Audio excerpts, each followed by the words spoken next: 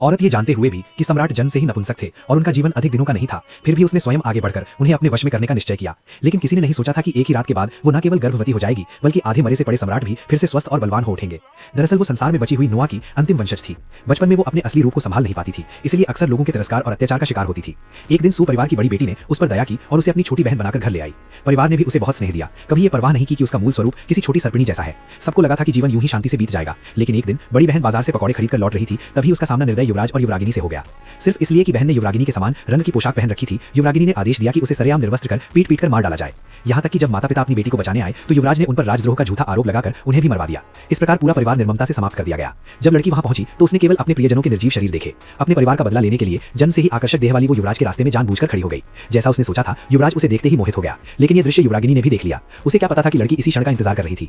जैसे ही युवरागिनी ने उसे पीट कर मार डालने का आदेश देना चाहा, लड़की की आंखें अचानक बैंगनी हो उठी। अगले ही पल युवरागिनी का विचार बदल गया और उसने कहा कि उसे उस आधमरे सम्राट को भेंट कर दिया जाए। उसने युवराज से कहा, महाराज की तो जान ही निकल चुकी है, यदि वो इस स्त्री के साथ रहेंगे तो उनकी शेष शक्ति भी नष्ट हो जाएगी, तब आप तुरंत गद्दी पर बैठ सकेंगे। दरअसल लड़की का लक्ष्य शुरू से ही सम्राट के पास पहुंचना था। उसे पता था कि सम्राट असाध्य रोग से ग्रस्त है और उनके पास अधिक समय नहीं है। नोआ की वंशज होने के कारण उसमें एक अद्भुत वरदान था, वो जिसके साथ भी रहती उसका स्वास्थ्य 7 दिनों में सुधर जाता। इसलिए यदि वो सम्राट से संतान उत्पन्न कर लेती तो गोद लिया हुआ युवराज अवश्य ही पद से हटाया जाता।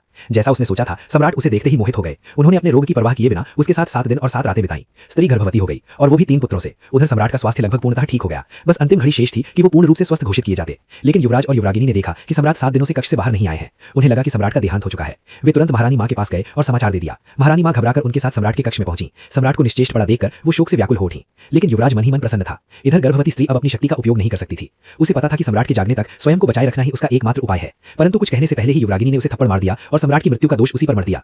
तुम जानती थी कि सम्राट अस्वस्थ है, फिर भी 7 दिन और 7 रातें उनके साथ रहीं, इसी कारण उनका प्राणांत हो गया। महारानी मां ने क्रोध में आकर आदेश दिया कि उसे तुरंत पीट कर मार डाला जाए। वो विनती करने लगी, महारानी मां, मैंने सम्राट को कोई हानि नहीं पहुंचाई, मेरा शरीर विशेष है, मेरे साथ रहने से उनका स्वास्थ्य सुधरता है, कृपया वैद्य को बुलाकर जांच करवा लें, सम्राट शीघ्र ही जाग जाएंगे। वैद्य को बुलाया गया पर उसने कहा कि सम्राट की नाड़ी नहीं चल रही। ये सुनकर महारानी मां मूर्छित हो गई। युवराज ने तुरंत शोक घंटा बजाने और अंतिम संस्कार की तैयारी का आदेश दे दिया। क्षण भर में सम्राट को ताबूत में रख दिया गया। स्त्री पर सम्राट की हत्या का आरोप लगाकर उसे भी जीवित ही साथ दफनाने का आदेश हुआ।